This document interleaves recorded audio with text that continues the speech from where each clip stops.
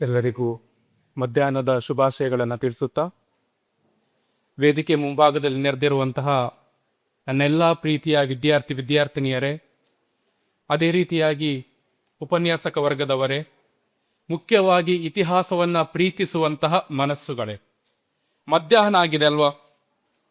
ಹಸಿವಾಗ್ತುಂಟಾ? ಅಲ್ಲಿ third domain ಅಂತ ಹೇಳುವಾಗ್ಲೂ ಅಲ್ಲಿ ಅಂತ ಕೇಳಿದೆ ನಾನು. ಹೆದರಬೇಡಿ, ಹೆಚ್ಚೊತ್ತು ನಾನು ಮಾತಾಡಲ್ಲ, ಸಂಕ್ಷಿಪ್ತವಾಗಿ ಮಾತನಾಡಿ ನನ್ನ ಮಾತನ್ನು ಮುಗಿಸ್ತೇನೆ. ಓಕೆನಾ? ಹೆಚ್ಚು ಮಾತಾದ್ರೆ ಸ್ವಲ್ಪ ಅಲ್ಲಿಂದಲೇ ಒಂದು ಸಿಗ್ನಲ್ ಕೊಡಿ ನನಗೆ. ಒಂದು ಅರ್ಥಪೂರ್ಣವಾದ ಕಾರ್ಯಕ್ರಮಕ್ಕೆ ನಾವೆಲ್ಲ ಇವತ್ತು ಸಾಕ್ಷಿ ಆಗ್ತಾ ಇದ್ದೇವೆ. ಅರ್ಥಪೂರ್ಣವಾದ ಕಾರ್ಯಕ್ರಮ ಯಾಕೆ ಅಂತ ಹೇಳಿದ್ರೆ, ಬಹಳಷ್ಟು ಮಂದಿಯ ತಲೆಯಲ್ಲಿ ಒಂದು ಭ್ರಮೆ ಇದೆ, ಇತಿಹಾಸ ಒಂದು ಡೆಡ್ ಸಬ್ಜೆಕ್ಟ್ ಅಂತ ಅಲ್ವಾ? ಇತಿಹಾಸ ಒಂದು ಸತ್ತಿರುವ ಸಬ್ಜೆಕ್ಟ್. ಯಾವುದೋ ಒಂದು ಕಾಲದಲ್ಲಿ ಯಾರೋ ಇಬ್ರು ಲಡಾಯಿ ಮಾಡ್ಕೊಂಡ್ರಂತೆ, ಪೆಟ್ಟು ಮಾಡ್ಕೊಂಡ್ರಂತೆ, ಅದನ್ನ ನಾವು ಇವತ್ತು ಓದ್ಬೇಕಂತೆ ಅಲ್ವಾ?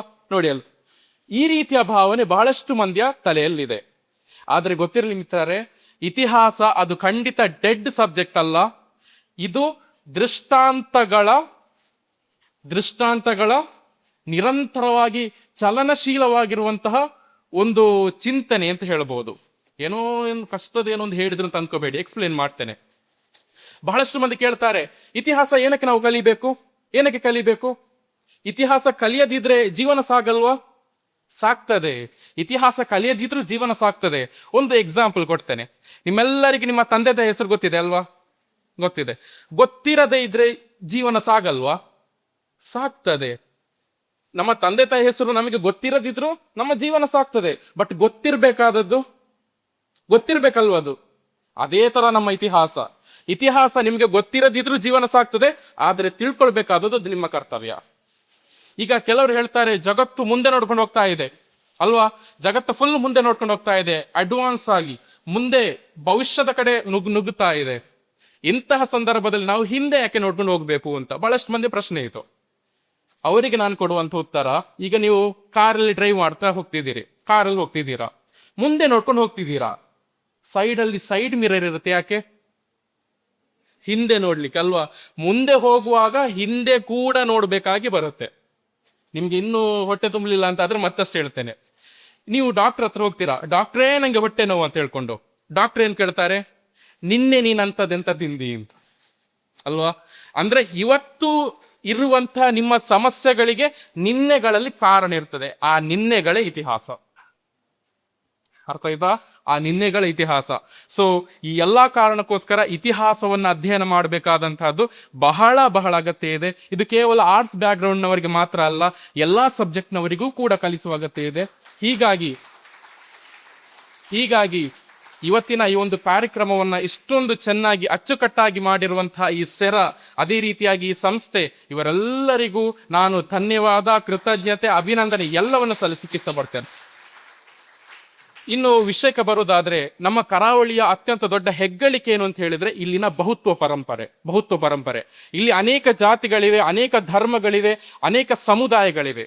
ಈ ಎಲ್ಲ ಜಾತಿ ಧರ್ಮ ಸಮುದಾಯಗಳ ಇವರೆಲ್ಲರ ಕಲ್ಚರ್, ಇವರೆಲ್ಲರ ಆಚಾರ ವಿಚಾರ, ರೂಢಿ ಸಂಪ್ರದಾಯ ಇವೆಲ್ಲ ಬೇರೆ ಆಗಿರುವಾಗ ಅದಕ್ಕೆ ಕಾರಣ ಏನು? ಈ ರೀತಿ ನಮ್ಮ ಕರಾವಳಿ ಭಾಗ ಬಹು ಸಂಸ್ಕೃತಿಯ ಬಹು ಸಮುದಾಯಗಳ ನೆಲೆಯಾಗ್ಲಿಕ್ಕೆ ಕಾರಣ ಏನು ಅಂತ ನಾವು ಸ್ಟಡಿ ಮಾಡಿದ್ರೆ ಫಸ್ಟಿಗೆ ನಮ್ಮ ಮುಂದೆ ಕಾಣುವಂತ ಉತ್ತರ ಇಲ್ಲಿನ ಜಿಯೋಗ್ರಫಿ. ಹೌದಾ? ಇಲ್ಲಿನ ಜಿಯೋಗ್ರಫಿ ಆಗಿದೆ. ಇಲ್ಲಿ ಬಹು ಸಂಸ್ಕೃತಿ ನೆಲೆಗೊಳ್ಳುವುದಕ್ಕೆ ಕಾರಣ ಮುಖ್ಯವಾಗಿ ಇಲ್ಲಿನ ಜಿಯೋಗ್ರಫಿ. ನೀವು ಹೇಳ್ಬೋದು, ಹಿಸ್ಟ್ರಿ ಹೇಳಂತ ಹೇಳಿದ್ರೆ ಜಿಯೋಗ್ರಫಿಗೆ ಹೋದ್ರಲ್ಲ ಅಂತ. ಹಿಸ್ಟ್ರಿಯನ್ನ ಶೇಪ್ ಮಾಡುವಂತಹದ್ದು ಜಿಯೋಗ್ರಫಿ, ಇತಿಹಾಸವನ್ನ ಶೇಪ್ ಮಾಡುವಂತಹದ್ದು ಜಿಯೋಗ್ರಫಿ. ನಿಮ್ಗೆ ಕೆಲವೊಂದು ಉದಾಹರಣೆ ಕೊಡ್ತೇನೆ, ಒಂದು ಸ್ವಲ್ಪ ದೊಡ್ಡ ಮಟ್ಟದ ಉದಾಹರಣೆ. ನಿಮ್ಮೆಲ್ಲರಿಗೂ ಅಫ್ಘಾನಿಸ್ತಾನದ ಬಗ್ಗೆ ಗೊತ್ತೇ ಇದೆ. ಅಫ್ಘಾನಿಸ್ತಾನವನ್ನ ಗ್ರೇವಿಯರ್ಡ್ ಆಫ್ ಎಂಪೈರ್ಸ್ ಅಂತ ಕರಿತೇವೆ. ಯಾಕೆ ಆತರ ಕರಿತೇವೆ? ಎಷ್ಟೋ ದೊಡ್ಡ ಸಾಮ್ರಾಜ್ಯಗಳು ಬಂದವು, ಎಷ್ಟೋ ದೊಡ್ಡ ಸಾಮ್ರಾಟರು, ಚಕ್ರವರ್ತಿಗಳು ಬಂದರು ಅಫ್ಘಾನಿಸ್ತಾನವನ್ನ ಸೋಲಿಸ್ಲಿಕ್ಕೆ. ಬಂದವರೆಲ್ಲ ಅಫ್ಘಾನಿಸ್ತಾನದಲ್ಲಿ ಮಣ್ಣು ಪಾಲಾಗಿ ಹೋದ್ರು. ದಟ್ಸ್ ವೈ ಅಫ್ಘಾನಿಸ್ತಾನವನ್ನ ಗ್ರೇವಿಯರ್ಡ್ ಆಫ್ ಎಂಪೈರ್ ಅಂತ ಕರಿತೇವೆ. ಹಾಗಂತ ಅಫ್ಘಾನಿಸ್ತಾನದವರಿಗೆ 4 ಕಾಲು 4 ಕೈ ಯಾತ್ರ ಏನಾದ್ರೂ ಉಂಟಾ? ಇಲ್ಲ. ಅಲ್ಲಿನ ಜಿಯೋಗ್ರಫಿ ಆಗಿದೆ. ನೀವು ಯುರೋಪಿಗೆ ಬಂದ್ರೆ, ಇಡೀ ಯುರೋಪ್ ಅನ್ನ ಗೆಲ್ಲುವ ಹುಮ್ಮಸ್ಸಲ್ಲಿ ಹೊರಟಂತಹ ನೆಪೋಲಿಯನ್ ಬೋನಪಾರ್ಟ್, ಅದೇ ರೀತಿಯಾಗಿ 20ನೇ ಶತಮಾನದಲ್ಲಿ ಅಡಾಲ್ಫ್ ಹಿಟ್ಲರ್, ಇವರು ಎಲ್ಲೂ ಕೂಡ ಮೇಜರ್ ಯುದ್ಧಗಳಲ್ಲಿ ಸೋತವರಲ್ಲ. ಆದರೂ ರಷ್ಯಾಕ್ಕೆ ಹೋದಾಗ ರಷ್ಯಾದಲ್ಲಿ ಸೋತು ಸೋತು ಸುಣ್ಣವಾಗಿ ಹೋಗ್ತಾರೆ. ಕಾರಣ ಅಲ್ಲಿನ ಜಿಯೋಗ್ರಫಿ ಆಗಿದೆ, ಅಲ್ಲಿನ ಚಳಿ ಆ ಥರ ಇದೆ. ಅದೇ ರೀತಿ ಸೆಕೆಂಡ್ ವರ್ಲ್ಡ್ ವಾರ್ ಟೈಮಲ್ಲಿ ಇಡೀ ಯುರೋಪಿಗೆ ಬೆಂಕಿ ಬಿದ್ದಿತ್ತು. ಇಡೀ ಯುರೋಪಿನಲ್ಲಿ ಏನಾಗ್ತಿತ್ತು, ಯುದ್ಧಗಳಾಗ್ತಾ ಇತ್ತು. ಸ್ವಿಟ್ಜರ್ಲ್ಯಾಂಡ್ ಮಾತ್ರ ಸೇಫ್ ಆಗಿತ್ತು. ಪಕ್ಕದಲ್ಲಿ ಹಿಟ್ಲರ್ ಇದ್ದಾನೆ, ಪಕ್ಕದಲ್ಲಿ ಮುಸೋಲಿನಿ ಇದ್ದಾನೆ, ಆದ್ರೂ ಸ್ವಿಟ್ಜರ್ಲ್ಯಾಂಡ್ ಸೇಫ್ ಆಗಿತ್ತು. ಕಾರಣ ಅಲ್ಲಿನ ಜಿಯೋಗ್ರಫಿ. ನಮ್ಮ ಭಾರತ ಇವತ್ತು ಇಷ್ಟೊಂದು ದೊಡ್ಡ ಜನಸಂಖ್ಯೆ ಇರುವುದಕ್ಕೆ ಕಾರಣ ಕೂಡ ಇಲ್ಲಿನ ಜಿಯೋಗ್ರಫಿ. ನಮ್ಮ ಕರಾವಳಿ, ನಮ್ಮ ತುಳುನಾಡು, ಇಲ್ಲಿ ಇಷ್ಟೊಂದು ದೊಡ್ಡ ಬಹು ಸಂಸ್ಕೃತಿ ಇರುವುದಕ್ಕೆ ಕಾರಣ, ಇಲ್ಲಿ ಬಹು ಭಾಷೆಗಳಿರುವುದಕ್ಕೆ ಕಾರಣ, ಬಹು ಧರ್ಮಗಳಿರುವುದಕ್ಕೆ ಕಾರಣ ಇಲ್ಲಿನ ಜಿಯೋಗ್ರಫಿ. ಅದೇ ರೀತಿ ಎಲ್ಲಿವರೆಗೆ ಅಂತ ಹೇಳಿದ್ರೆ, ನಮ್ಮ ಕರಾವಳಿ ಕೋಮು ಸಾಮರಸ್ಯದ ನೆಲೆಯಾಗ್ಲಿಕ್ಕೂ ಕೂಡ ಕಾರಣ ಇಲ್ಲಿನ ಜಿಯೋಗ್ರಫಿ. ಇವತ್ತು ಕೋಮು ಸಂಘರ್ಷ ಸ್ವಲ್ಪ ಟೈಟ್ ಆಗ್ಲಿಕ್ಕೂ ಕೂಡ ಕಾರಣ ಸಣ್ಣ ಮಟ್ಟಿಗೆ ಜಿಯೋಗ್ರಫಿ. ಹೀಗಿರುವಾಗ ನಾವು ಜಿಯೋಗ್ರಫಿಯನ್ನು ಬಿಡ್ಲಿಕ್ಕೆ ಆಗ್ತದಾ? ಇಲ್ಲ, ನೆವರ್. ಜಿಯೋಗ್ರಫಿಯನ್ನು ನಾವು ಬಿಡ್ಲಿಕ್ಕೆ ಸಾಧ್ಯನೇ ಇಲ್ಲ. ನಮ್ಮ ಜಿಯೋಗ್ರಫಿ ಹೇಗಿದೆ? ನಮ್ಮ ಕರಾವಳಿ ಭಾಗ ಒಂದು ಕಡೆ ವಿಶಾಲವಾದ ಅರಬ್ಬಿ ಸಮುದ್ರದ ಕಿನಾರೆ, ಪಶ್ಚಿಮದ ಜಗತ್ತು ಈ ನಮ್ಮ ಕರಾವಳಿಗೆ ಬರಲಿಕ್ಕೆ ಅದೇ ಕಾರಣ. ಮತ್ತೊಂದು ಕಡೆ ವಿಶಾಲವಾದಂಥ ಪಶ್ಚಿಮ ಘಟ್ಟ ಅಲ್ವಾ? ಸೊ ಇದು ನಮ್ಮ ಕರಾವಳಿಯ ಭಾಗವನ್ನ, ಇಲ್ಲಿನ ಸಂಸ್ಕೃತಿಯನ್ನ ಅನನ್ಯವಾಗಿರುವಂತೆ ಮಾಡುವಂತ ತುಂಬಾ ಇಂಪಾರ್ಟೆಂಟ್ ಆದ ಫ್ಯಾಕ್ಟರ್ಗಳು. ಸೊ ಒಂದು ಸಂತೋಷದ ಸಂಗತಿ ಏನು ಅಂತ ಹೇಳಿದ್ರೆ, ಇಲ್ಲಿ ಪ್ರೆಸೆಂಟೇಷನ್ ಮಾಡಿದವರು ಇವರ ಮೂಲ ಲೇಖನದಲ್ಲಿ, ಅದನ್ನು ನಾನು ಓದಿದ್ದೇನೆ, ಆ ಲೇಖನದಲ್ಲಿ ಜಿಯೋಗ್ರಫಿಯನ್ನು ಕೂಡ ಸೇರಿಸಿಕೊಂಡೇ ಅದರಿಂದಲೇ ವಿಷಯವನ್ನು ಆರಂಭ ಮಾಡಿದ್ದಾರೆ. ಸಂತೋಷ. ಮಾತ್ರ ಅಲ್ಲ, ಇನ್ನೂ ಹೇಳುವುದಾದ್ರೆ contact linguistics, vernacular cosmopolitanism, socio linguistic identity formation, ಈ ರೀತಿ ಅನೇಕ ರೀತಿಯಾದ ಸೈದ್ಧಾಂತಿಕ ದೃಷ್ಟಿಕೋನವನ್ನು ಇಟ್ಟುಕೊಂಡು ಈ ವಿಷಯವನ್ನು ಪ್ರೆಸೆಂಟ್ ಮಾಡಿದ್ದಾರೆ, ಬರೆದಿದ್ದಾರೆ. ಸ್ವಲ್ಪ ಕಮ್ಯುನಿಕೇಶನ್ ಸ್ಕಿಲ್ ಇನ್ನೂ ಇಂಪ್ರೂವ್ ಮಾಡಿದ್ರೆ ಒಳ್ಳೆಯದು. ಅದು ಸಾಮಾನ್ಯವಾಗಿ ಈ ವಯಸ್ಸಲ್ಲಿ ಹೀಗೆ ಇರುತ್ತೆ, ಮುಂದಿನ ದಿನಗಳಲ್ಲಿ ಸರಿಯಾಗುತ್ತೆ ಅಂತ ಭರವಸೆ ನನಗಿದೆ. ಇನ್ನು ಈ ರಿಸರ್ಚ್ ಪೇಪರ್ನ ಮತ್ತೊಂದು ಹೆಗ್ಗಳಿಕೆ ಏನು ಅಂತ ಹೇಳಿದ್ರೆ, ಯಾವ ಯಾವ ಸಮುದಾಯ, ಯಾವ ಯಾವ ಭಾಷಿಕ ಸಮುದಾಯಗಳನ್ನ ಯಾವ ಯಾವ ರೀತಿಯಲ್ಲಿ ವಿಶ್ಲೇಷಣೆ ಮಾಡಬೇಕಾ ಅದದೇ ರೂಪದಲ್ಲಿ ವಿಶ್ಲೇಷಣೆ ಮಾಡಿದ್ದಾರೆ. ಯಾಕೆಂದ್ರೆ ಎಲ್ಲ ಸಮುದಾಯಗಳನ್ನು ಒಂದೇ ರೀತಿಯಲ್ಲಿ ವಿಶ್ಲೇಷಣೆ ಮಾಡ್ಲಿಕ್ಕೆ ಆಗಲ್ಲ. ಯಾಕೆಂದ್ರೆ ಕೆಲವು ಸಮುದಾಯಗಳು, ಕೆಲವು ಭಾಷಿಕ ಸಮುದಾಯ ಮೊದಲಿಂದಲೇ ಇಲ್ಲಿದ್ದವು, ಇನ್ನು ಕೆಲವು ಭಾಷಿಕ ಸಮುದಾಯ ಬೇರೆ ಎಲ್ಲೋ ಹುಟ್ಟಿ ಅನಂತರ ಇಲ್ಲಿಗೆ ಬಂದವು, ಇನ್ನು ಕೆಲವು ಭಾಷಿಕ ಸಮುದಾಯ ಬೇರೆ ಕಡೆಯಿಂದ ವಿದೇಶಿಗರು ಇಲ್ಲಿಗೆ ಬಂದ ಫಲವಾಗಿ ಇಲ್ಲಿ ಏನಾದದ್ದು ಉದ್ಭವ ಆದದ್ದು. ಹೀಗಾಗಿ ಎಲ್ಲಕ್ಕೂ ಒಂದೇ ಅಪ್ರೋಚ್ ಹೇಳಿಕ್ಕಾಗಲ್ಲ, ಬೇರೆ ಬೇರೆ ಅಪ್ರೋಚ್ನ ಮೂಲಕ ಏನ್ ಮಾಡಬೇಕು, ವಿವರಿಸಬೇಕಾಗತ್ತೆ. ಸೊ ಆ ರೀತಿ ಬೇರೆ ಬೇರೆ ಅಪ್ರೋಚ್ಗಳನ್ನ ಬಳಸಿದ್ದಾರೆ. ಹಾಗಾಗಿ ಅವರಿಗೆ ಶ್ಲಾಘನೆಯನ್ನು ತಿಳಿಸ್ಲಿಕ್ಕೆ ಇಷ್ಟಪಡ್ತೇನೆ. ಮತ್ತೊಂದು ಏನು ಅಂತ ಹೇಳಿದ್ರೆ, ಈ ನಮ್ಮ ಕರಾವಳಿ ಭಾಗದ ಮುಖ್ಯವಾದ ಭಾಷಿಕ ಸಮುದಾಯ ಅಂದ್ರೆ ತುಳು ಭಾಷೆ. ತುಳು ಭಾಷೆ ಎಷ್ಟು ಹಳೆದು ಗೊತ್ತಾ? ತುಳು ಭಾಷೆ 3000 ವರ್ಷಗಳ ಇತಿಹಾಸ ಇರುವಂತಹ ಭಾಷೆ. ಅದೆಷ್ಟು ಅಂತ ಅಂದಾಜಾಗ್ಲಿಲ್ವಾ ಅಂತಲ್ವಾ? ಈ ದೇಶದ ಮೊದಲ ಸಾಹಿತ್ಯ ಯಾವುದು? ವೇದಗಳು ಅಲ್ವಾ? ವೇದಗಳಲ್ಲಿ ಮೊದಲ ವೇದ ಯಾವುದು? ಋಗ್ವೇದ ಕಾಲದಲ್ಲಿ ಇಲ್ಲಿ ತುಳು ಇತ್ತು, ಅಷ್ಟು ಹಳೆತ್ತು. ಅಂದಾಜಾಯ್ತಾ ನಿಮ್ಗೆ ಮತ್ತೊಂದು ಉದಾಹರಣೆ ಕೊಡ್ತೇನೆ, ಅಂದಾಜಾಗದಿದ್ರೆ. ನಿಮ್ಗೆ ಎಕ್ಸ್ಕವೇಷನ್ ಗೊತ್ತಾ? ಎಕ್ಸ್ಕವೇಷನ್ ಅಂದ್ರೆ ಏನು? ಸೈಂಟಿಫಿಕ್ ಡಿಗ್ಗಿಂಗ್ ಅಲ್ವಾ? ಅಂದ್ರೆ ವೈಜ್ಞಾನಿಕವಾಗಿ ಭೂಮಿಯನ್ನು ಅಗಿತಾರೆ, ಒಳಗಿರುವಂತಹ ಎವಿಡೆನ್ಸ್ ಗಳನ್ನು ತೆಗಿಲಿಕ್ಕೆ. ಯಾವ್ದ್ರಲ್ಲಿ ಅಗಿತಾರೆ? JCB ಅಲ್ಲಿಯಾ? ಇಲ್ಲ, ಬ್ರಷ್ ಅಲ್ಲಿ, ಚಾಕುವಿನಲ್ಲಿ ಅಗಿತಾ ಹೋಗುವಂತಹದ್ದು. ಗೊತ್ತಿರ್ಬೋದು ನಿಮಗೆ ಎಕ್ಸ್ಕವೇಷನ್. ಈಜಿಪ್ಟ್ ಅಲ್ಲಿ ಎಕ್ಸ್ಕವೇಷನ್ ನಡೀತಾ ಇತ್ತು. ಇದು 1896 ಅದರ ಆಸುಪಾಸಲ್ಲಿ ಈಜಿಪ್ಟ್ ಅಲ್ಲಿ ಎಕ್ಸ್ಕವೇಷನ್ ನಡೀತಾ ಇತ್ತು. ಎಕ್ಸ್ಕವೇಷನ್ ಆಗ್ತಾ ಇದ್ದಾಗ ಒಳಗಿಂದ ಒಂದು ಬುಕ್ ಸಿಗುತ್ತೆ, ಪ್ಯಾಪಿರಸ್ ಶೈಲಿಯಲ್ಲಿ ಬರೆದ ಒಂದು ಬುಕ್. ತುಂಬಾ ಖುಷಿ ಆಯ್ತು ಸಂಶೋಧಕರಿಗೆ, ಹೊಸ ನಿಧಿ ಸಿಕ್ಕಿದಾಗಾಯ್ತಲ್ವಾ ಅಂತ. ಆ ಬುಕ್ ಅನ್ನ ಡೀಪ್ ಆಗಿ ಸ್ಟಡಿ ಮಾಡುವಾಗ ಗೊತ್ತಾಗುತ್ತೆ ಇದು ಗ್ರೀಕ್ ಭಾಷೆಯ ಬುಕ್ ಅಂತ. ಗೊತ್ತಾಯ್ತಾ? ಈಜಿಪ್ಟ್ ಅಲ್ಲಿ ಸಿಕ್ಕಿದ್ದು, ಗಮನ ಈ ಕಡೆ ಉಂಟಲ್ವಾ? ಈ ಸಿಕ್ಕಿದಲ್ಲಿ ಈಜಿಪ್ಟ್ ಅಲ್ಲಿ. ಅದು ಯಾವ ಭಾಷೆಯ ಬುಕ್? ಗ್ರೀಕ್ ಭಾಷೆಯ ಬುಕ್. ಅದರ ಹೆಸರು ಆಕ್ಸಿರೆಂಚಸ್ ಪೈಪರಿ ಅಂತ. ಆಕ್ಸಿರೆಂಚಸ್ ಪೈಪರಿ. ಈ ಬುಕ್ ಅನ್ನ ಡೀಪ್ ಆಗಿ ಸ್ಟಡಿ ಮಾಡಿದಾಗ ಕೆಲವೊಂದು ಪದಗಳು, ಕೆಲವೊಂದು ವಾಕ್ಯಗಳು ಯಾವುದೋ ಹೊಸ ಭಾಷೆಯಲ್ಲಿ ಇದ್ದ ಹಾಗಿತ್ತು, ಗ್ರೀಕ್ ಭಾಷೆಯಲ್ಲಿ ಇಲ್ಲ. ಅದು ತುಂಬಾ ಏನಾಗುತ್ತೆ, ಗೊಂದಲ ಆಗುತ್ತೆ ಸಂಶೋಧಕರಿಗೆ. ಇದ್ಯಾವ ಭಾಷೆ ಅಪ್ಪ ಇದು? ಗ್ರೀಕ್ ಭಾಷೆ ಅಲ್ಲ, ಈಜಿಪ್ಟ್ ಭಾಷೆನೂ ಅಲ್ಲ, ರೋಮೂ ಅಲ್ಲ, ಅಥವಾ ಬೇರೆ ಯಾವುದೂ ಅಲ್ಲ. ಸೊ ಈ ತರ ಡೀಪ್ ಸ್ಟಡಿ ಮಾಡ್ತಾ ಇದ್ದಾಗ ಅವ್ರಿಗೆ ಗೊತ್ತಾಗುತ್ತೆ ಇದು ಬೇರೆ ಯಾವುದೂ ಅಲ್ಲ, ಕನ್ನಡ ಅಂತ.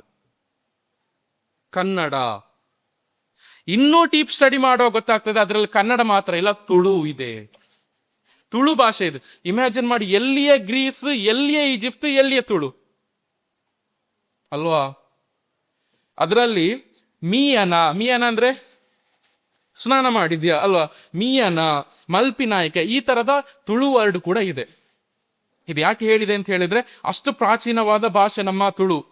ಇಂತಹ ತುಳು ಭಾಷೆಯ ತುಳು ಸಮುದಾಯ ಬಹಳ ಪ್ರಾಚೀನ ಕಾಲದಿಂದಲೂ ಈ ನಮ್ಮ ನೆಲದಲ್ಲಿದೆ.